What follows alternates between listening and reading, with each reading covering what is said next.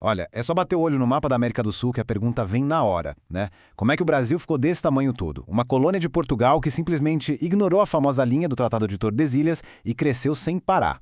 A resposta, bom, ela não está numa linha reta. Na verdade, ela está num século inteiro de negociação, de muito conflito e de uma ideia jurídica que, olha, mudou o jogo. Então como é que pode, né? Uma linha que nem existia de verdade no chão causou uma briga que durou mais de 100 anos. É isso que a gente vai desvendar. A história das fronteiras do Brasil é, no fundo, a história do fracasso monumental dessa linha imaginária. E, claro, de uma briga diplomática que redesenhou o mapa da América do Sul. E o ponto de partida é exatamente esse. Chega o século XVIII e o tal do Tratado de Tordesilhas, assinado lá em 1494, virou piada. Já era pura ficção. Por quê? Porque a realidade em campo era outra, completamente diferente. O pessoal que estava aqui, os colonos, os bandeirantes, já tinham ido muito, mas muito além daquela linha que mal se sabia onde passava. E aí a gente entende o tamanho da confusão. Pensa só, de um lado, no papel, na lei, você tinha essa fronteira teórica. Do outro lado, na vida real, a ocupação portuguesa já estava a todo vapor, empurrada pelos bandeirantes, pela busca de ouro, de tudo. Já tinha gente avançando pela Amazônia, pelo centro-oeste, e essa diferença gigantesca entre o mapa e o que estava acontecendo de fato era uma bomba relógio prontinha para explodir na mão da Espanha. Bom, com esse problemão na mesa, Portugal precisava de uma carta na manga. Um argumento novo, uma regra que virasse o jogo. E não é que eles acharam. Foram buscar lá no direito romano uma ideia que ia mudar absolutamente tudo. O nome pode parecer complicado. Ut Possidetis ita possideatis. Mas relaxa, a ideia por trás é bem simples. E quem defendeu isso com unhas e dentes foi um diplomata genial chamado Alexandre de Gusmão. O que ele dizia era basicamente o seguinte: olha, quem está ocupando a terra, quem está usando, quem está lá de verdade é o dono. Simples assim. E a força desse argumento está aí, na simplicidade. É uma ideia que basicamente rasga os mapas antigos, ignora as linhas imaginárias e faz uma única pergunta bem direta. Quem é que está lá, de fato? E pronto. Isso virou a mesa de negociação com a Espanha de uma forma que ninguém esperava. Então, com essa nova arma na mão, Portugal e Espanha entraram num cabo de guerra diplomático que, nossa, durou um século. Foi um vai e vem de acordos, de tratados rasgados, de mais conflito, um verdadeiro jogo de xadrez para ver quem definiu o futuro da América do Sul.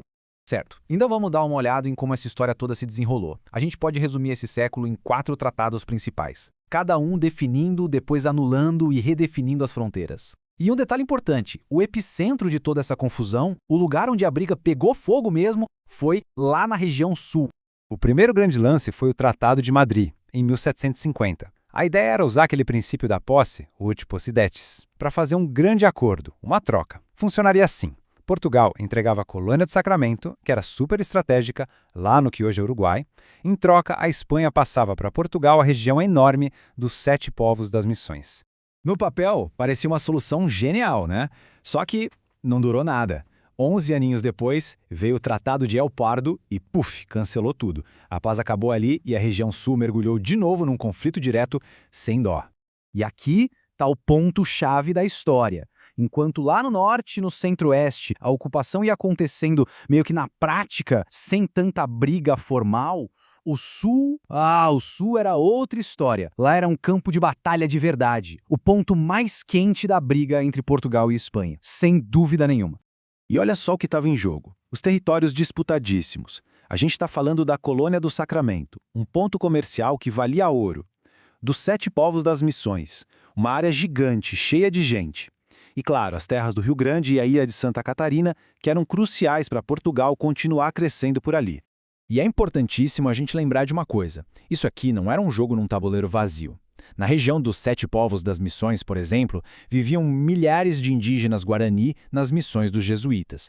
E eles foram pegos bem no meio desse fogo cruzado. As terras, as casas, as vidas deles, tudo virou moeda de troca entre Portugal e Espanha. Com o acordo desfeito, a violência explodiu de novo e com força. O governador de Buenos Aires foi para cima e ocupou não só a Colônia do Sacramento, mas invadiu até a ilha de Santa Catarina.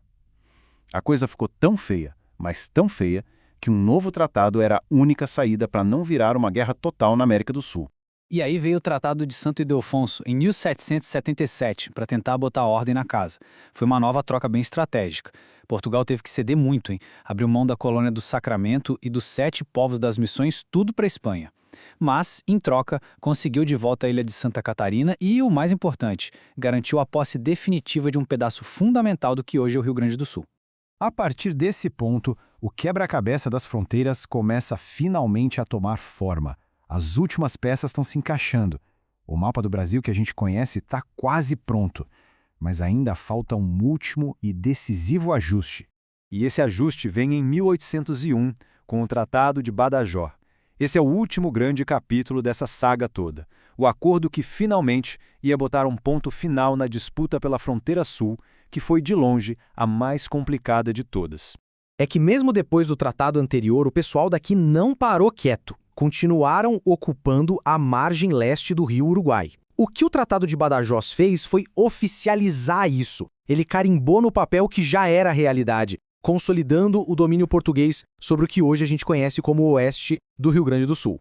Então, no fim das contas, qual foi o resultado de toda essa história? Primeiro, aquele princípio da posse, o uti possidetis, ganhou de lavada da linha de Tordesilhas. Segundo, Portugal conseguiu a base legal para reivindicar os territórios gigantescos da Amazônia e do Centro-Oeste. Terceiro, a fronteira sul, que deu tanta dor de cabeça, foi finalmente definida. E, o mais importante de tudo, foi assim, com diplomacia, ocupação e muito conflito, que se construiu a base para o Brasil continental que a gente vê no mapa hoje.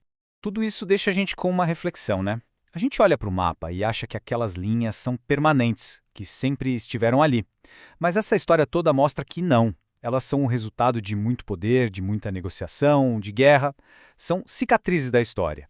E isso faz a gente pensar, no fim das contas, existe mesmo uma fronteira que seja definitiva?